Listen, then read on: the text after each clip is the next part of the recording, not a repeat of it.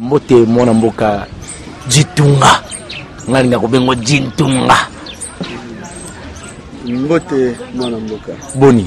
Mala. Kimi ezali na mboka. Makasi na ngolo nzambe. Na ngolo nzambe kimi ezali na mboka. Na sepelaka mingi ko yamba yo na banalise na yo pamba te ba ineso balandaka biso.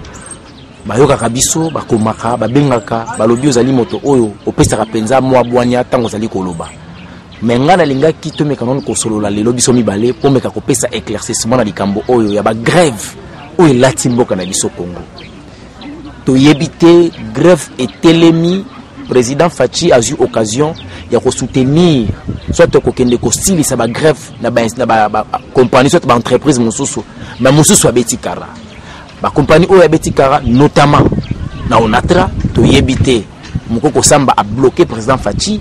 Solution aux Ouamati. Lelo oyo ba Indien, ba Pakistanais, ba Libanais, bazo salate lelo 3e jour. Toko suka wapi na makambo. Oui, na sepeli mwana mboka.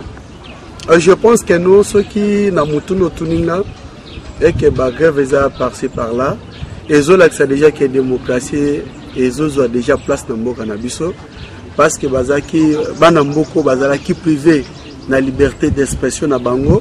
Na liberté de revendication donc façon pour revendiquer batwa na bango na bokonzi ya monsieur Kabila bazalaki na privilège wana te.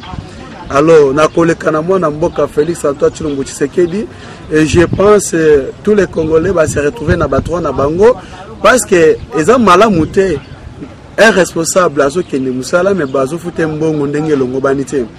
Eza malamu te responsable mais azo sala mais azo mona penal tomba moko ya malamu ozo zona musala na oya yete waza privé par ba paya ba expatrié ndé toujours benga bango kaya o lobi ya mukoko sama pona Onatra mona mboka yeba keno tokoki jamais ko comparer kaya Onatra na Transco parce que Transco eza uniquement pour la ville province à Kinshasa dans les îles province Moussouté.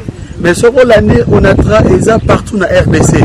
C'est-à-dire eza méthode moko pe mwana mboka Félix Tshisekedi Tshilombo kene nango na maleme des autres que non tokoki jamais to na bwanyo ya zali nango akoki jamais ko kozwa décision na lombango parce que oyebi boni on a essayé jouer rôle makasi na mboka na biso.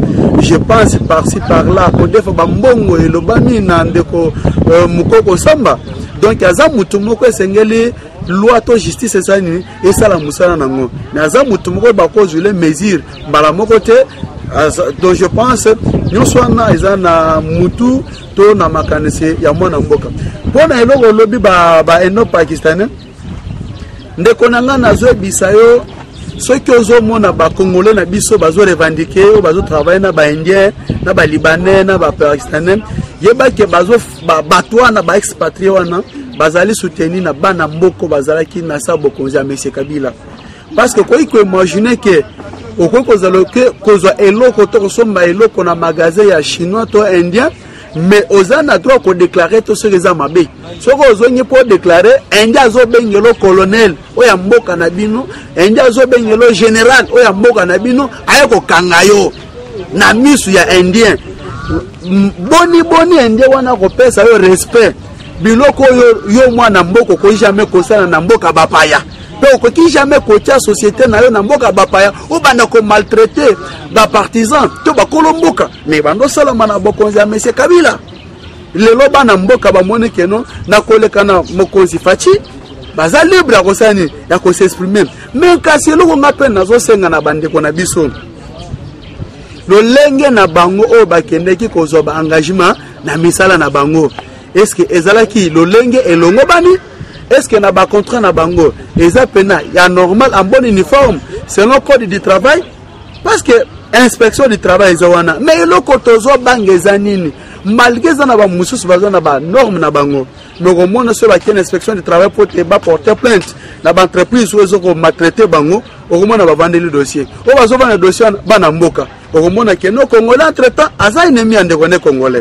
Mais mobeko ya mboka na biso lobi la code du travail était moto soki asalika ka 6 mois na kati ya mosala d'office phase engagement mais on a bato abeti déjà 10 ans qui journalier na kati entreprise ya indien libanais ya pakistanais yo yebisa biso on a une violation à mobeko te mais yango na uti koloba ete na bokambami ya monsieur Kabila tango azaki mokonzi ya mboka nazo biso keno kokambama na bato bazala kisima na ye bande kokamba mboka mabe okomo makanisi wana ya koboya kuangaje mwana mboka tango asali 6 mois ke ako mangaje ezaka ba congolais bango moko bazasima ba libanwana o bazali ko orienter bango lolenge kana kosani ya ko se défendre devant cette population. Lelo oyo président Fachi azoloba MOT na makambo etali ba libanien wana betikara ndenge abetaki kara po moko kosamba bloquer déjà to yebite na Transco atelemaki ndenge lobi Transco ezaka juste na Kinshasa atelema pesi mot d'ordre kimi ekoti na Transco télé 50 kimi ekoti bisika musu basali ba grève kimi ekoti.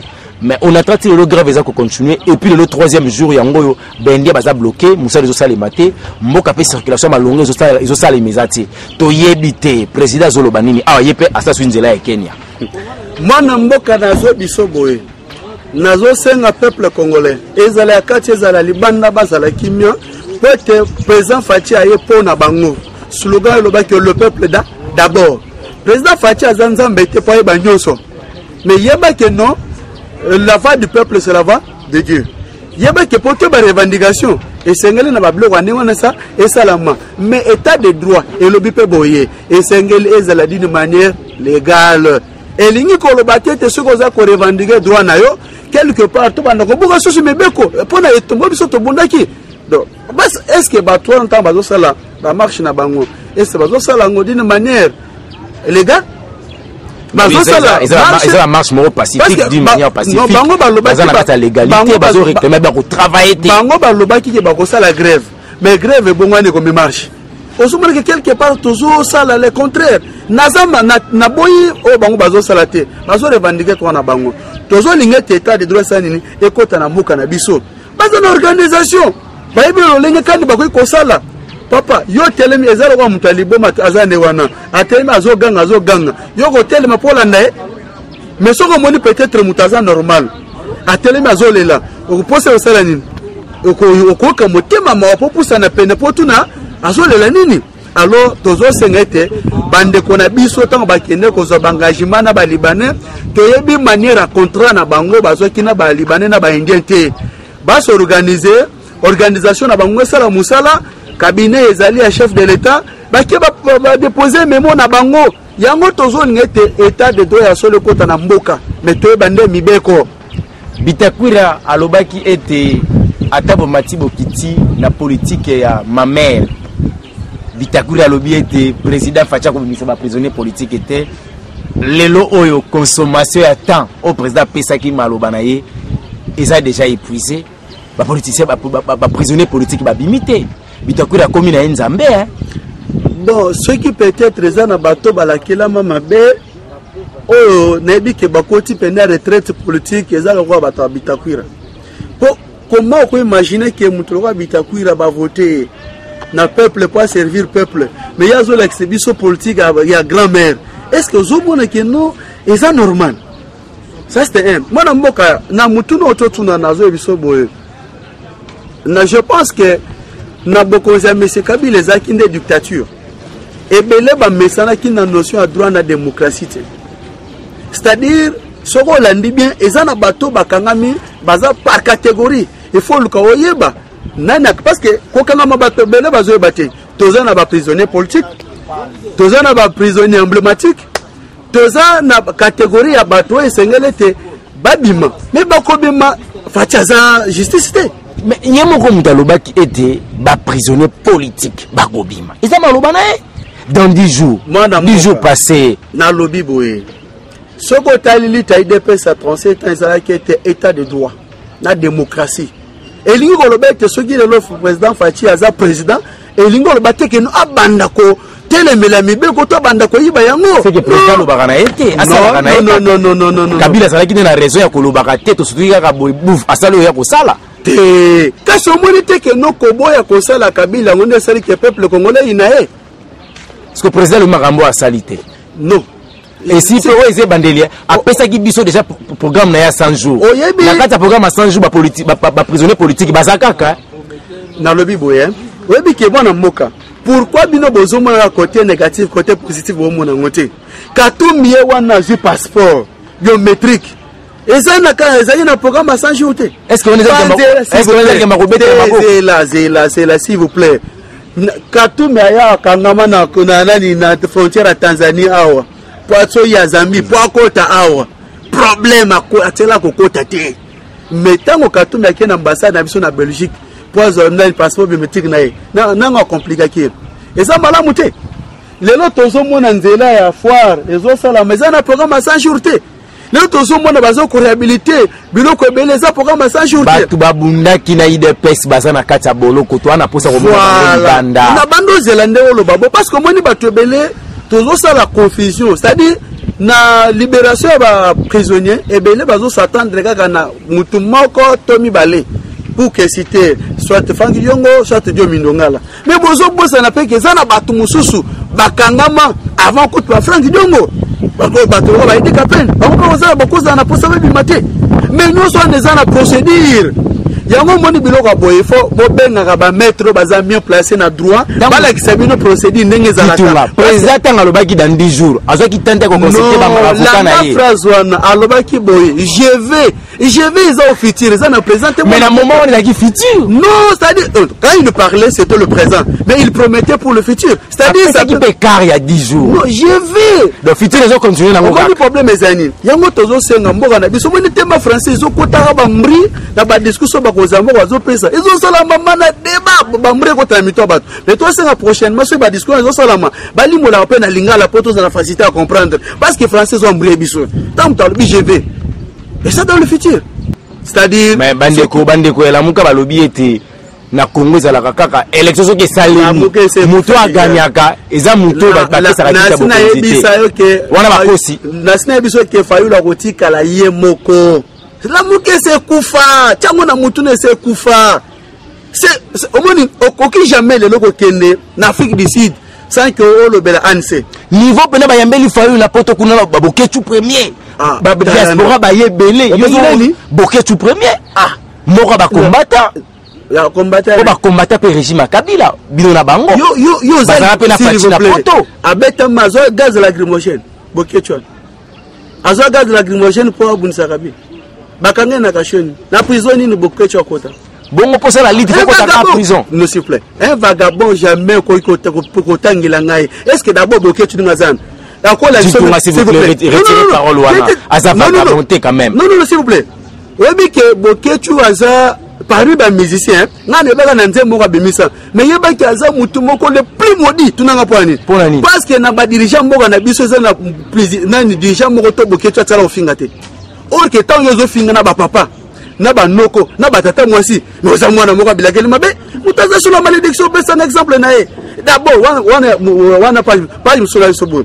Est-ce que Boketu, ce gars-là, a même à certificat et études primaires? Mais Boketu, il y en a un mongo, Équateur. C'est tout à fait normal. Au lieu que Blanc en négociation salamakia, ce gars-là qui est non fatigué, mais Kalamba est mis. Ah, Balouba, tribalisme. Mais tant que Boketu a mis maté Fayoulou, on a parlé de tribalisme. Mais Boketu a mungala, Fayoulou a mutabandu, tribalisme. Nazam Équateur. Nani ozo benga wana, Boketu wana. Azam Équateur. Mais Fayoulou a mutabandu. Ah, mais ça va côté moko. Ça va côté moko. Mwana mboka ditunga na lingito meka penza kofandela makambo yo. Moni politique ya mboka na biso ekomi ko kede tongolo. Tolingi boye bomeka kopesa lo éclaircissement siko nde toza ko kende boye yimeka kofungolela biso to yeba avec au clair donc avec la clarité gouvernement ekobima quand enfin que to yeba gestion ya mboka kotambola na maboko ya mutu boye na plateforme ya boye ndeza ko mema mboka. Oui, na question na yo je pense et puis nazo assurer bato était d'ici avril gouvernement Zobima pour Marambeton et Tambola Nenge Longobani. Je pense que le peuple congolais a souffert mingi. Les lots jeunesse souffrir makasi parce que mettre face au kio yambinga na émission na yo na beta ka toujours c'était les camps jeunesse. Na biso que nous passons les lobiso tozo mona biso bilinge to mona tozo nyokama. Pour na ko peso exemple moko okokuta mwana mwasi ba sente na mobali mususu na keko c'est la zemi pa mbali mususu po anini kolo zemi ana makokite ake kubambela bere mboka oyo bateka kana katika talinda za tomate katikati na tomate bozo teka yango mais eza degré motema mabe otala keno bozo biso toza nango mais biso jeunesse to souffrir c'est-à-dire que talano exemple mususu yeba que jeunesse aza na retard même na ba réponse c'est-à-dire soko poser jeune question na place à répondre yo ya zo solo mutuna talent degré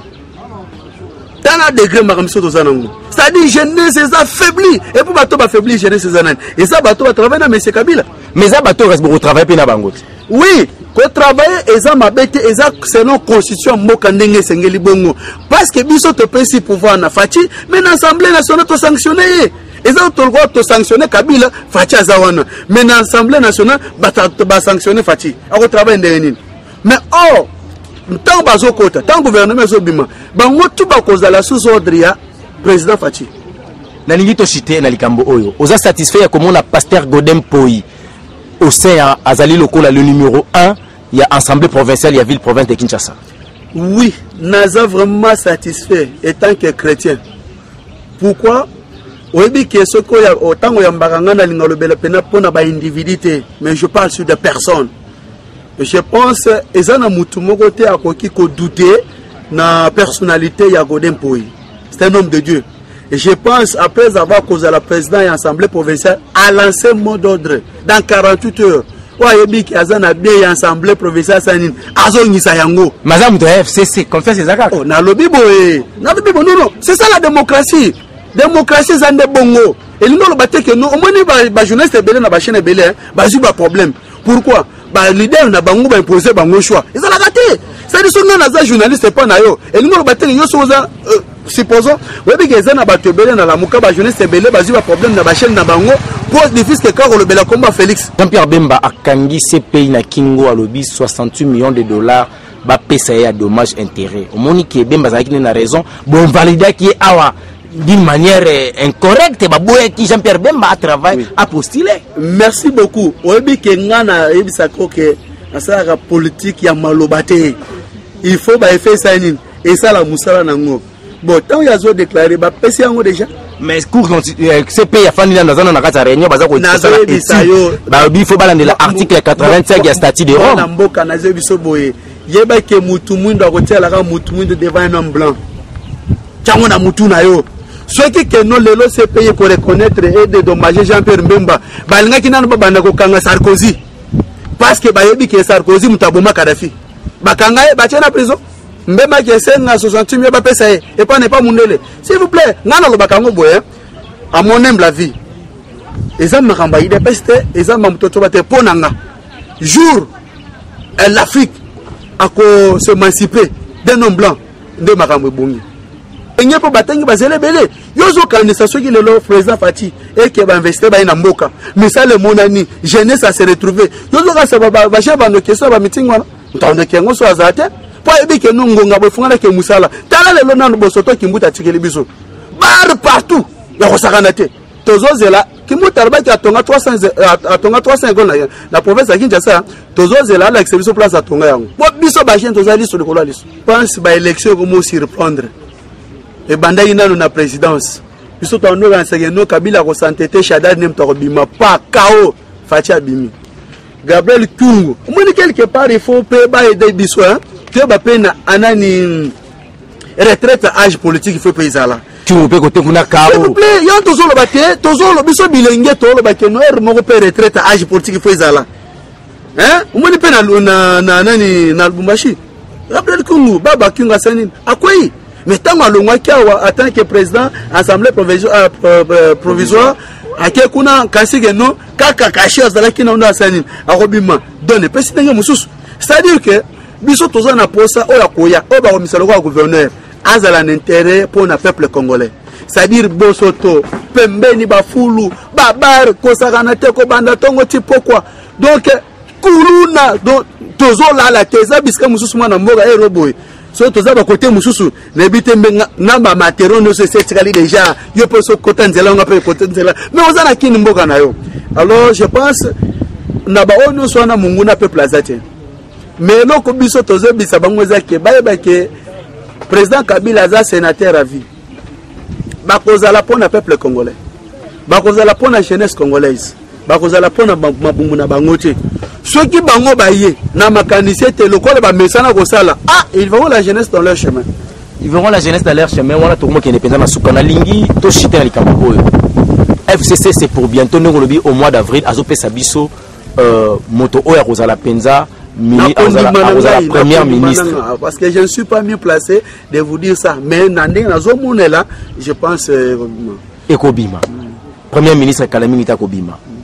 Nandengo yebi bandeko wana. Yo ko benda nani na suwe na yo. Nana ko kozala wana. Nandengo yebelié. Asa la peta premier ministre ko pesa épée chance. Oui, merci beaucoup. Ngai tant que jeune, et là on a resengeza boye. To lingi premier ministre à jeune. Mais azala jeune était le rôle de monsieur Kabila président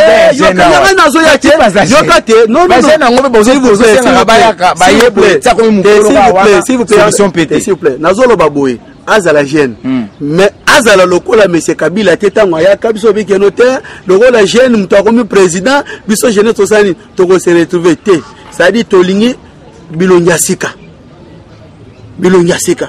baya pour associer au peuple congolais. FCC. Très bien, moi je ne parle pas des individus, moi je parle des personnes. C'est-à-dire, Kobima, sur un ami placé. Tout ça, Matata. Matata Mponi. Bon, Matata, n'a pas arrêté na Matata. Et ça pour la bancarisation. Parce que n'a pas de monango. Exactement, tu as bêté le solo. Basoda, bazo futama, soit bozana siat, major à 15 ans, bon, basoda. Mais tant que vous avez des soldats qui ont bon longo banité, au coup de ba manka ba 10 000, ba manka ba 5 000, ba manka ba 20 000, et que ce qui est. Mais avec bancarisation, il me quand même que protéger de ce que moi je retiens de lui. Il y a un besoin Isaïe. Non, n'a l'obité que Bakozo Isaïe, n'a l'obité on a retenir naïe. C'est-à-dire ce qui, moi le président Kabila tant avant na batuna na kingakati pour ba signer charte ya fidélité, loyauté tout consort. Alobaki qu'il faut œuvrer pour le bien-être de la population. Et puis le président Fatih Paza pour le peuple d'abord. C'est-à-dire ceux qui nous bolingo na makaniswa na ceux qui tout année. Je crois même attend que nous à Woutina Ngamba FCC à quoi était pour détruire le peuple congolais parce que bazo yande au service. Et puis le président Fatih Alobaki que nous na gouvernement na e. Ceux peut-être sont na bateau ba quoi ba kansi que nous ba onde ba kozala ba chef non ba kozala ba serviteur au service du peuple congolais. C'est-à-dire okuzana motema malamu okolinga mboka akoya po atonga mboka ditunga tokomi na suka nalingi opesa un dernier mot par rapport à l'émission ya lelo. Oui, je pense na lobeli na kambo toto sololawa to memi pepo na makamba jeunesse mais bana bachenga makelele balobi ditunga di moi lobela biso soki tozi congé place à kosakaneza lisusu te fikini kuna moyen te yebana kasusu position te tala fikini ndengeza bana batuni keno tango tokanga congé place à kosakana lisusu ezate yebisa papa Fati yebisa président Fati te atele la biso likamba fikini tango tozo congé to se retrouver to sakana pour place à kosakana lisusu ezate bisika nyonso baba bisika nyonso matanga soko kote kutukuna donc nazo biso yeno bibembe na bibembe donc on dirait que tongo so letani bazo sambela kanzambe watu bokufa po balela kaka bato c'est-à-dire donc bibembe na bibembe mais je pense avec vision ya président Fati bana balobi boye naza porte-parole à bana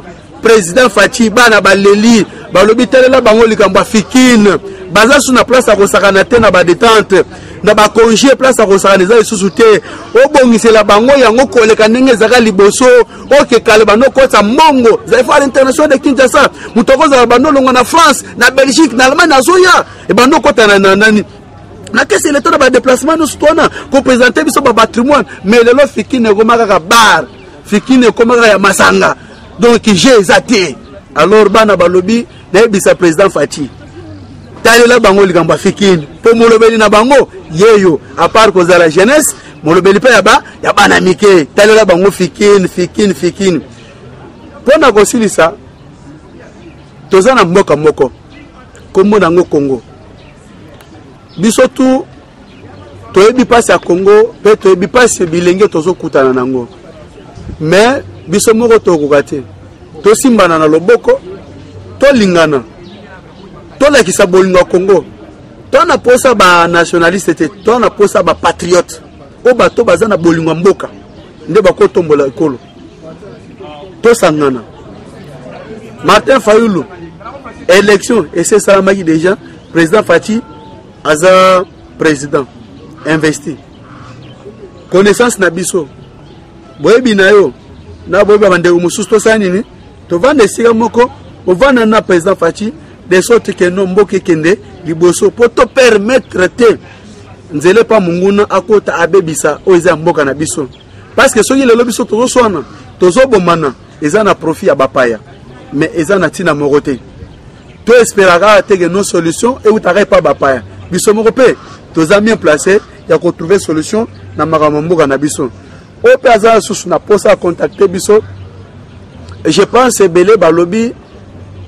kala mingi te ba ko surprendre ngana te so surprendre ngana nini et belé baza so plus de 120 personnes balobi na onza mbate kat na yo toza prêt ya kozala simana yo bona ibite soki balobi nini tango likambo ko kisama je pense aux amis placés okoya otala ni nango bana mboka babongiselinga numéro nanga eza plus 243 plus 243 82 283 22 25 na bandeli plus 243 82 283 22 25 eza pe numéro ya WhatsApp nanga makanis na bino contribution na bino toza nango bosenga po temboka na biso eza obe moko biso nde bato tokoki kobongisa yango merci beaucoup.